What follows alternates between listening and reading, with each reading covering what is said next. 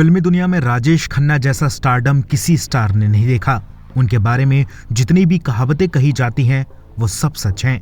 उनकी गाड़ी की धूल से लड़कियों का मांग भरना, उनकी कार के शीशे पर लिपस्टिक लगे होठों से सैकड़ों किस करना, उनके घर के बाहर सैकड़ों की तादाद में हमेशा खड़े रहना, ये सब राजेश खन्ना के अलावा किसी दूसरे स्टार को नसीब नहीं हुआ। लेकिन उस शापित बंगले ने राजेश खन्ना को भी बर्बाद कर दिया जो उनसे पहले दो और सुपरस्टार्स को कंगाल कर चुका था। क्या थी उस शापित बंगले की कहानी जिसे अक्षय कुमार ने अपने ससुर राजेश खन्ना के मरते ही फौरन बेच दिया था। राजेश खन्ना के बंगले का नाम आशीर्वाद था। ये बंगला मुंबई के बांद्रा सैरगाह के सामने कार्टर रोड पर बना था। तब कार्टर रोड में ज्यादातर पारसियों और एंग्लो इंडियन लोगों के बंगले हुआ करते थे। जब मुंबई में फिल्म इंडस्ट्री फली फूली तो स्टार्स ने इन्हीं बंगलों को खरीदना शुरू किया। इस बंगले को सुपरस्टार भारत भूषण ने सबसे पहले एक एंग्लो इंडियन फैमिली से खरीदा। भारत भूषण इस बंगले में शिफ्ट होने से पहले कई बड़ी हिट फिल्में दे चुके थे, जिनमें Baiju Bawra, Mirza Ghalib, Gateway of India, Barsaat ki रात वगैरह शामिल थीं। इस बंगले में आने के कुछ दिन बाद उनकी फिल्में फ्लॉप होने लगीं। कुछ ही सालों में भारत भूषण का स्टारडम खत्म हो गया और वो कर्ज में डूब गए। भारत भूषण ने ये बंगला बेच दिया। धीरे धीरे बंगला खंडहर दिखने लगा। लोग इसे शापित मानने लगे। 1960 में राजेंद्र कुमार को इस बंगले के बारे में पता चला। अच्छी लोकेशन पर मिल रहे सस्ते बंगले को राजेंद्र कुमार ने खरीद लिया। मनोज कुमार की सलाह पर इसका नाम डिंपल रखा गया। ये राजेंद्र कुमार की बेटी का नाम था।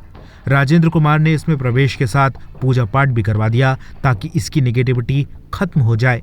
बंगले में जाने के बाद राजेंद्र कुमार को कुछ दिन सफलता मिली, लेकिन इसके बाद उनका भी बुरा समय आ गया। उन्होंने बेटे के साथ मिलकर कई फिल्में प्रोड्यूस की जो फ्लॉप हो गईं। आखिरकार उनके पास भी पैसों की तंगी आ गई। मजबूर होकर उन्होंने ये बंगला बेचने का फैसला ले लिया। ये 70 का दशक था और उस वक्त लोगों की जुबान पर बस एक ही नाम चढ़ चुका था, राजेश खन्ना। राजेश खन्ना जो एक साथ बैक टू बैक 17 हिट फिल्में दे चुके थे। राजेश खन्ना को जब इस बंगले के बारे में पता चला तो उन्होंने इसे राजेंद्र कुमार से 3.5 लाख रुपए में खरीद लिया। लेकिन बंगला खरीदने के कुछ दिन बाद ही राजेश खन्ना के साथ वही हुआ जो उनसे पहले भूषण कुमार और राजेंद्र कुमार के साथ हुआ था। 1975 में राजेश खन्ना की फिल्में असफल होने लगीं और धीरे धीरे उनकी जगह पर अमिताभ बच्चन आ गए।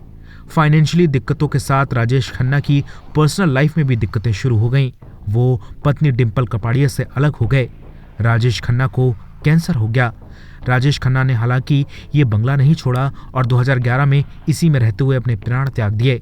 इसके बाद लोगों का विश्वास और मजबूत हो गया कि ये बंगला शापित है। राजेश खन्ना की मौत के बाद ना ही उनकी पत्नी डिंपल कपाड़िया इस बंगले में रहीं और ना ही उनकी बेटियां टिंकल खन्ना और रिंकी खन्ना ने इसमें कदम रखा। राजेश खन्ना की मौत के तुरंत बाद उनके दामाद अक्षय कुमार ने इसे बेचने का फैसला ले लिया, लेकिन कोई इस शापित बंगले को खरीदने को तैयार नहीं था। आखिरकार 2014 में एक व्यापारी ने इसे 90 करोड़ रुपए में खरीद लिया और फिर 2 साल बाद इस शापित बंगले को ढा दिया गया। ये बंगला फिल्म इंडस्ट्री के लिए एक अभिशाप साबित हुआ। ब्यूरो रिपोर्ट, बॉलीवुड पे चर्चा।